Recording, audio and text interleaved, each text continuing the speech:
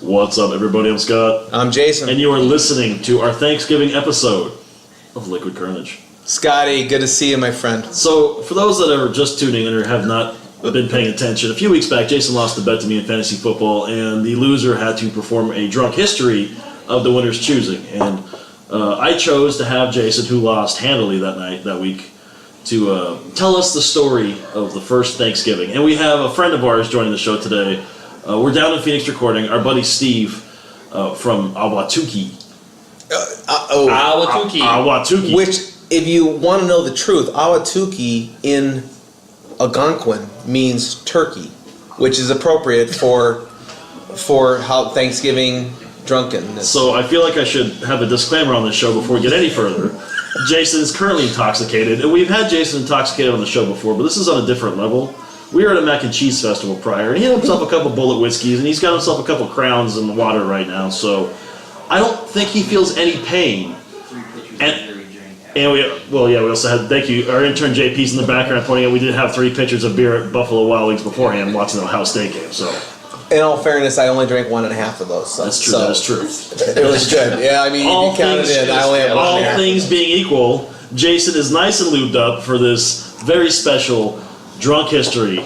Jason Edgeworth, are you prepared to tell us the story of the first Thanksgiving? I am prepared as much as I can be. However, I would like to just do a shout out real quick because it's important for all of our listeners to know that we are thankful for all of you. And if you want to go on at Liquid Kernedge on Facebook, Instagram, or Twitter, we will love your comments. In addition, if you want to talk to our executive producer, Thomas Kern. Thomas Kern. The third or fifth. Second. Is he a junior? He's a junior. He's a junior. If you want to talk to our executive producer at liquid_EP, I'm sure that he would give you some choice words as to the excitement that he has for critiquing this particular episode. You can find him on Twitter and Instagram. Yes. Now, I think it's also important to say that, Steve, you've joined us now for the first time. Tell our audience a little bit about yourself and how you know Scott and myself. Let's see, I met Scott probably, it's been 10 years 10 now. years? 10 years now. Was that at the Tijuana whorehouse? Or is that that was earlier. That was earlier. That was earlier. We were different people back then. Yeah, you know.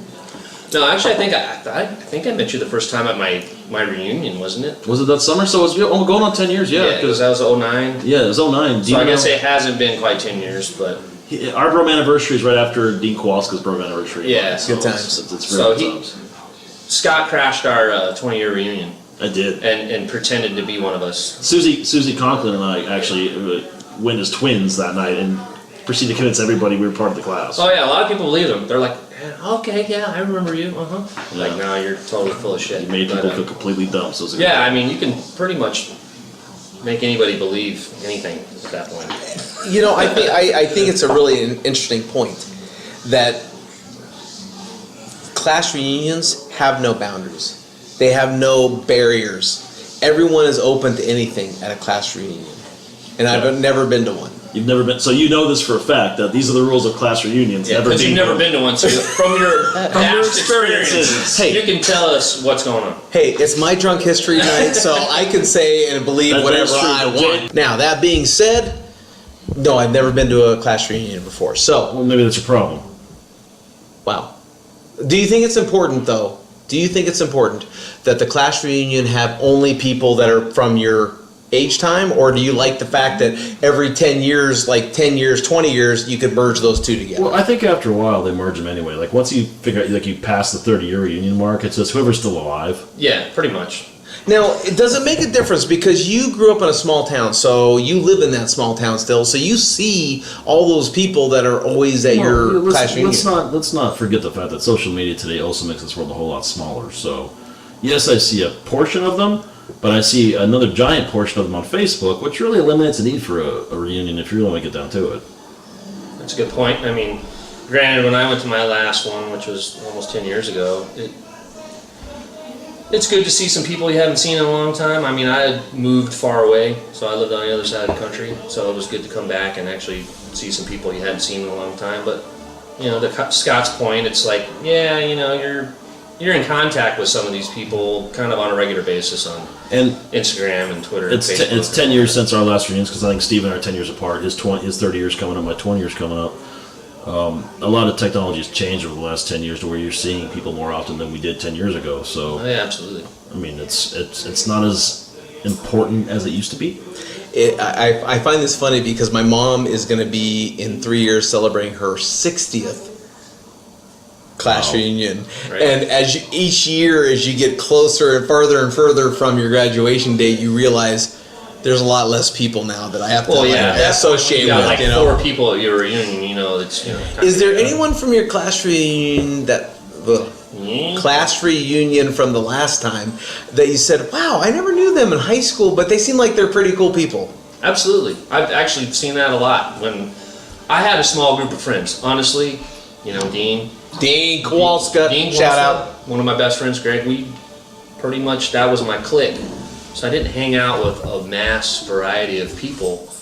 So it was interesting to actually interact with some people that you didn't really maybe interact with when you were in school much, So it's like, and people change as you get, some people when you see them in high school and they're a certain way, and then you see them 10, 20 years later and they're a completely different person. So that actually is probably the best part of a reunion, in my opinion, is just see how people changed. And I floated around in high school. I had a bunch of different social circles, so I knew quite a few people and did quite a few things. So, I mean, I still talk to a lot of the people I want to talk to. Otherwise, sorry.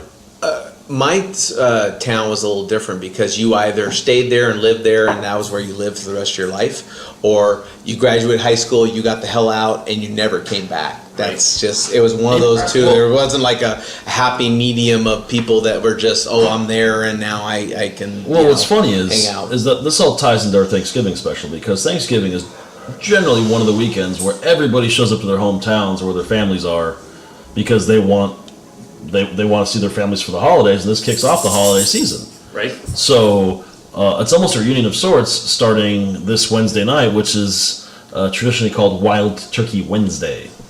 In Kingman. Yeah. Okay. And Kingman. But I digress. Before we get off track, the purpose of tonight's show, this week's show, is Jason, who will now tell us his version of the drunk history of the first Thanksgiving. You want to hear it now? I would love... Steve, would you like to hear the... I would love to hear it. And for those that can hear the background noise, our executive... our former intern, JP, is behind us watching Harry Potter and the Half-Blood Prince, I think, or the Secret Order of the Phoenix. Either way, he's watching... Not if you can hear Yes, us. Half-Blood Prince. It's the Half-Blood Prince. So, Jason. I think it's very important to preface this conversation with, I'm really not that drunk. And I think that's... So I'm not giving a full drunk history to the people who are listening. So you're saying you need another drink? Yes. Possibly. But in the case that I'm not drunk enough, but I need to drink, I need to tell the story, I think it's important at this point to tell my story. So the first Thanksgiving has many different plot lines that you could possibly buy into. Almost like a game of Clue? Almost like religion. You either believe the Muslim religion or the Hindu religion or the Baptist religion or maybe just the Scientology religion. So how did the Scientologists play into Thanksgiving? I'm going to tell you how the Scientologists played into Thanksgiving in a minute. So, back in the 1610s, maybe the 1620s, 1650s? the English people came over on the Mayflower, and this is very important. This is a very important part of the whole story because the Plymouth English people had nothing. Like they had nothing. They were sitting there, and they were in the United States. Sorry, they were in this part of the world, but never been there before. No, they'd never been there before. Hey, it's my story. Shut up. I'm just asking questions. No. Ask questions. You're gonna throw me off. Now hold on. Okay. They'd never been here before. Now, when they landed in like May of 1610 or 20, something between that decade. Between that decade, they were landed. Version somewhere. But here's the problem: in May, things are great, right? things are fantastic. Weather's nice, weather's perfect, everything's great. But you don't know shit about you don't know anything about the country you're in. So you got to try to build a camp. You got to try to build a fort. You got to try to build all that stuff, right? All the things that are important to survival. Now, let's be honest. Thanksgiving with a bunch of guys, not fun. Because, with guys, what are we going to cook? Nothing. Like a giant sausage fest? Nothing. It's going to be a giant sausage fest. So you got to send women and children over to the first Thanksgiving, because if you don't have women and children, then who's going to cook the food, right? That's slightly sexist. So, okay. I love it when children.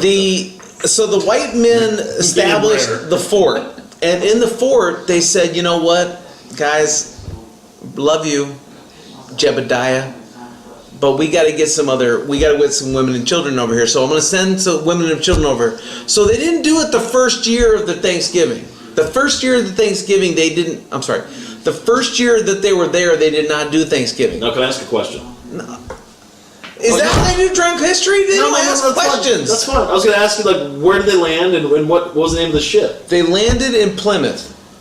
And in Plymouth in 1614, I think, is when they landed. And it was a ship, the Santa Maria, I think stop. Noreen. Plymouth Rock. What was that? Mayflower. Thank you. They landed on the.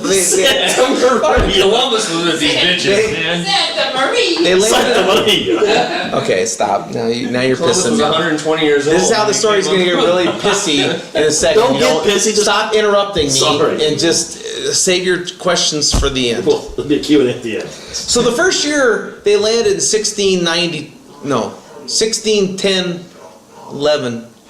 They didn't have a Thanksgiving, okay? But the second year, because they said, hey, we need women and children here. What's the point of having a Thanksgiving if we don't have women and children? Right. So they send all the women and children over.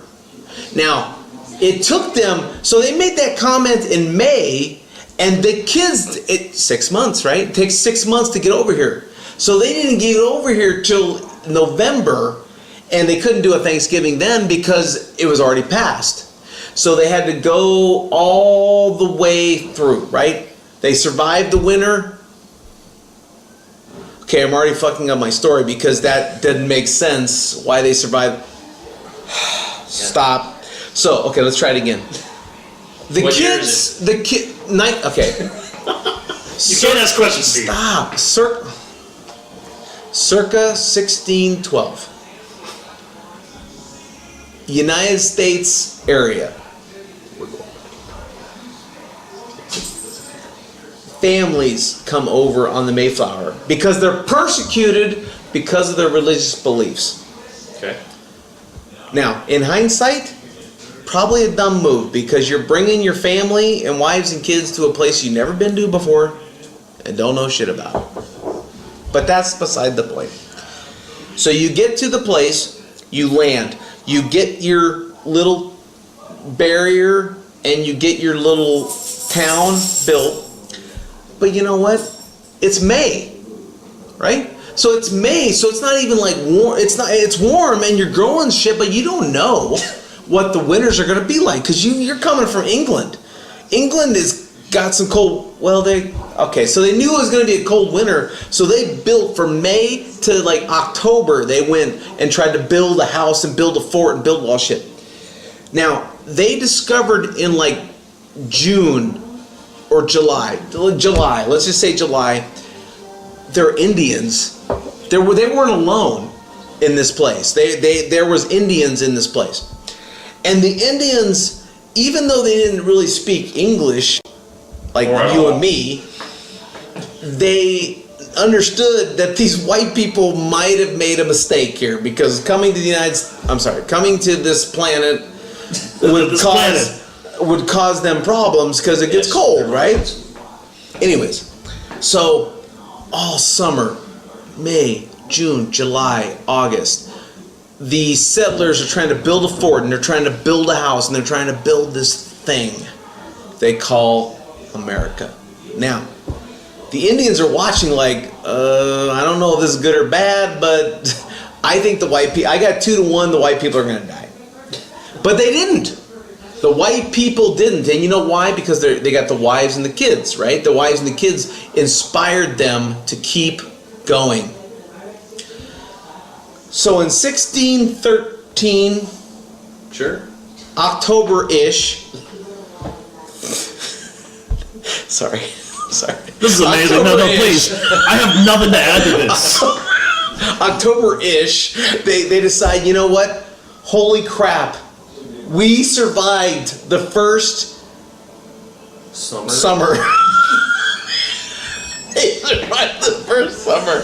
Oh God, this is already sounding stupid. They survived the first summer. For the record, it sounded bad when you said the Santa Maria was the ship that came over on. No, Santa Maria. I scrapped that story and started over because they came over on the Plymouth. They came over on the Plymouth, and then they got here and they said, okay, that we survived the October-ish, but it started getting cold. Right. You know, because let's be honest, Massachusetts in October is cold. And we don't have global warming back then, so it's really cold. No, I mean, it's cold. All right. Right? Now, Just for the record, he said he wasn't drunk enough to start this thing. This is perfect. I'm not. I'm perfectly cognizant of what I'm saying. You are great, right? You are golden. Anyways, the point is, come October 29th, That's do you want to send Halloween Eve. Do you want to send the kids out for Halloween? No, because it's really cold. They had shitty candy back then too. But you know what? We Everyone's survived. getting So you know what we should do? Maybe Everyone's getting to the third Thursday or something crazy like that. Maybe we should celebrate like, hey, we survived the cold weather of June. Plymouth. Whatever. Wait a minute. Plymouth. This is amazing. This is No. Hold on. Plymouth is not the boat. You're correct. No, the Plymouth is where they landed. The Mayflower. the The Mayflower. It was the car they came over with. Right. They survived the Mayflower. Plymouth survived. So they decide, you know what? Maybe we should have a celebration that we survived. Because this is tough shit, right? I mean, this is like a tough thing. Yeah, from May to October, that's some hard fucking months. The white men of the camp of Plymouth decided to go to the woods and get some food for this dinner that they're talking about. Now, they go out, they shoot a lot of birds. They run into an Indian tribe that's close to them. And the chief, Massasoit, which is, of course, Algonquin for John, said, hey, what are you guys doing? Hey, we survived our first fall. Summer and fall. You know, now it's sounding like, wow, you didn't really suffer that much. But anyways, they survived it. And Algonquin for John Smith said, hey, you know what? I'm proud of you too. We bet that you weren't going to make it, and you did. So we will bring the beef, you bring the birds to the first Thanksgiving. Beef and birds. So we're at beef and birds. No, because Massasoit, John, decided, hey, we will bring some deer meat. Because, let's be honest, birds, really, is that going to take off? You're going to have a turkey at every friggin' Thanksgiving going forward? No. It's going to be a one and done. Because turkeys are like, they have no points. They have no calories. So now Weight Watchers has come to play. Weight Watchers has come into play. So turkey is diet food is what I'm getting from this. Well, we have learned if nothing else, Weight Watchers came over with the Pilgrims for the first Thanksgiving. They were forward-thinking people. I mean, they were forward-thinking. So anyways, Massasoit, John, had about 90 friends. Like, he had 90 people in his village, and he said, hey, guys, these white people survived, right? The white people survived the summerish, winterish, like summerish, fallish, right? They survived. Let's go hang out with them. How bad could that be for us? Right? That's what they said. How bad could that be for us? The white people look like they're total idiots, morons. They can't kill us. They won't overthrow us. They won't put us on a reservation in 300 years. They won't do that. At a certain point, is Sacagawea and Pocahontas going to show up here, or are we? Different Thanksgiving story. This is the first Thanksgiving. Okay. Now, that's the sequel, part 2. here's a misconception that most of you who are listening do not understand. The first settlers on Plymouth, they did not have potatoes. They did not have potatoes. I was wondering about that. No, they had no potatoes. What about corn? Maize. No. No corn, no potatoes. They had carrots. Carrots. That's what they had, was carrots. So, Fucking A. Massasoit, aka John, brought deer meat because he thought turkey lame, right? But deer meat, good. Right. He brought it to the front of the big Plymouth town and knocked on the door and said, "Hey, I got my meat here. I got my meat. I got my deer meat." So they asked to touch his meat, or he asked them to touch. He asked them to touch his meat. He said, "Hey, would want I'm to eat proud of John's you. meat?" Yeah. I'm proud of you. I'm proud of you." John said, "I'm proud of you. You made it. You survived. Here's my meat. Enjoy it." Wait a second. Now, this is when the United States was really good, though. Okay, because the person who opened the gate said, "You know what? I love you. I survived. You survived. Let's survive together." Right? Because I'm just thankful. I'm thankful that we survived together. I'm not Nothing worse than a harsh August. I'm not an anti brown skinned person. I love you guys because you guys brought the deer meat. We brought the fowl meat, which fowl for those of you who don't know, bird. Bird. I don't know if it's turkey. I'm assuming it's not turkey. It might be dove, pigeon, or something else. Squab. I'm not quite sure which meat it was. But It flew at one time. Squab. Yeah. so you have Massasoit, aka John, on one side with his deer meat, and you have the guy who came over on Plymouth, and you had his Mayflower. meat. The Mayflower. You had his fowl, and the two of them broke meat together, and they said, "You know what? Love you." And the other guy said, "I love you too. I love you too." You know why? At some point, did someone say it's not going to suck itself? So the first Thanksgiving was a sharing of two meats at the Plymouth. Holy fuck. No, at the at the Mayflower, whatever they lived. Nothing better than At that sharing. town, hey Noreen, is that Jamestown? Yeah. Yeah. I got flipped off. So it's Jamestown. And that is the first Thanksgiving. And look where we are now. So we want to thank everybody that actually tuned into our live broadcast of this on Instagram. Thank you, all 4 viewers. You're probably our 4 listeners too. This was truly amazing. Thank you for all of that, Jason. You don't think I'm listening, but I'm listening, and I'm pissed because I told a real story of the real You first told a thing, beautiful story. and you're With the- fucking pissing on The it like Santa it's Maria nothing. was involved. People were swapping meat and the sword. They came over on the Santa Maria, dude. Plymouth. They did The not. Pinta, the Santa Maria, and the Volva or something like. 1492, Columbus sailed the ocean blue in the fucking Santa Maria. That wasn't the Pilgrims on the Plymouth. Aha! See, Aha! I tried to trick him. And he got there. He found it. See, I was tricking you. Oh my God. And you found it. Okay, so I might have messed up a little bit on the boats, but I was not messing up on Massasoit. Massasoit, Algonquin for John, bringing deer meat instead of bird. Because We're gonna let's do be one of these honest, demons soon. bird's Different lame. topics. On a Thanksgiving Get 'em though, drunk. Get do you anybody really drunk, we'll want talk. Yeah. Where do you think the term lame duck came from? It's the perfect It started with lame turkey. It's a good day for it. 1622? Yeah, oh yeah, definitely. Or no, 1616. I forgot. Whatever, you know. So, okay, that's a great story. So we had a chance to talk about class reunions very up front. You'll hear about that this Thursday in our special episode. Find us on Facebook, Twitter, and Instagram, all at Liquid Kernedge.